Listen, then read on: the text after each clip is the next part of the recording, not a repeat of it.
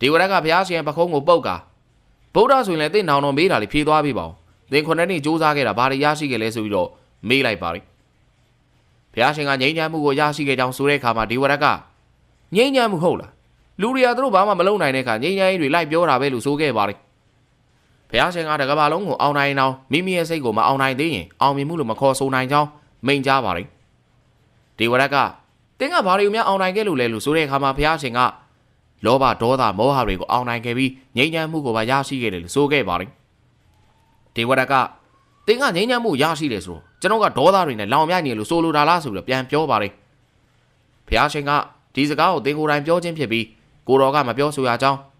ဒါမဲ့အမှန်တကယ်ဒေါသဖြစ်နေခဲ့ရင်တော့မီးတောက်နေတဲ့မီးကြီးခဲနဲ့သူတစ်ပါးကိုကောက်ပေါက်တယ်လို့မိမိကိုယ်တိုင်သာအရင်ပူလောင်ရလိမ့်မယ်ဆိုပြီးတော့ဟောကြားခဲ့ပါတော့တယ်ဘုရားရှင်ထွက်သွားချိန်မှာတရားဟောခံလိုက်တဲ့ဒီဝရဟာမျက်နာကြီးရှုံးမဲ့လို့ကြံရင်နေခဲ့ပါတော့တယ်မင်းကြီးဟာတိတ်တရဆုံးခံစားတဲ့မြင်ကွင်းကိုပြန်မြင်အောင်မိကအိမ်မပြောနိုင်မဲရှိနေခဲ့ပါတယ်ဂေါတမီကိုတိတ်တရသူစဲမစီကဆုံးခံစားနေတာမြင်ခဲ့ရတယ်ရှင်မြင်အောင်လာလို့ရတဲ့တိုင်းပြည်ကြီးမှာသူကဆုံးခံစားနေလို့ဆိုနေခဲ့ပါတယ်ဂေါတမီကသားတော်ကဗုဒ္ဓအနေနဲ့လူသားတရက်လုံးကိုကူညီပေးနိုင်တော့မှာသူကတလောကလုံးမှာကြော်ကြားလာလိမ့်မယ်သားတော်ရဲ့ဂုံသတင်းကြောင့်မင်းကြီးကပါတလောကလုံးကသိရှိလာပါလိမ့်မယ်ဆိုကနှိမ့်သိမ့်ပေးနေခဲ့ပါတယ်တပတ်မှာတော့ရာဟုလာကမဲတော့ကိုခမီးတော်ကဘယ်သူနဲ့မှမတူပဲလုံးဝကွဲပြားခြားနာတယ်တန်ဖိုးကြီးအဝတ်တွေလည်းမဝတ်ဘူးလက်နက်လည်းမကင်ဘူးမာနာလည်းမရှိဘူးဒါပေမဲ့အားလုံးတက်ဆွမ်းအားကြီးမဲ့ပုံပဲလို့ဆိုနေခဲ့ပါတယ်ရတော်ရကမှန်တဲ့သားတော်သူကဆွမ်းအားအကြီးဆုံးပဲဘာကြောင့်လဲဆိုတော့တားရဲ့ခမီးတော်ကသူ့ကိုယ်သူထိန်းချုပ်တတ်သွားလို့ပဲလူကြောက်ကကဘာကြီးတစ်ခုလုံးကိုအောင်နိုင်ခဲ့ရင်တော့မိမိကိုမထိန်းချုပ်တတ်ရင်ဘာမှမပိုင်ဆိုင်နိုင်ဘူးဒါပေမဲ့သူ့ကိုယ်သူထိန်းချုပ်နိုင်မယ်ဆိုရင်တော့လူသားတည်းလုံးကိုအောင်နိုင်သူဖြစ်သွားပြီလို့ဆိုခဲ့ပါတယ်ဒီကမှာရာဟုလာကသားတော်လည်းခမီးတော်နဲ့တူတူနေလို့ရမလားလို့မေးလာခဲ့ပြီးရတော်ရကရတာပေါ့သားတော်ကသူ့ရဲ့အမွေခံပဲလို့ဆိုခဲ့ပါတော့တယ်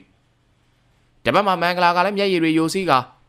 တလုံးသိထားကိုမထီမဲ့မြင်ပြုတ်ပြီးမုံတီစိတ်တွေနဲ့သာဆက်ဆံခဲ့သူ့ကိုပျက်စီးကြောင်းတွေကြီးကြံစီခဲ့ဒါမဲ့ဒီနေ့မှာတော့သိထားကလူများရှိမှာဂေါတမီနဲ့ရတော်ရတို့ထက်မလျော့တဲ့လေးစားမှုမျိုးပြခဲ့ဒါဘာကြောင့်လဲ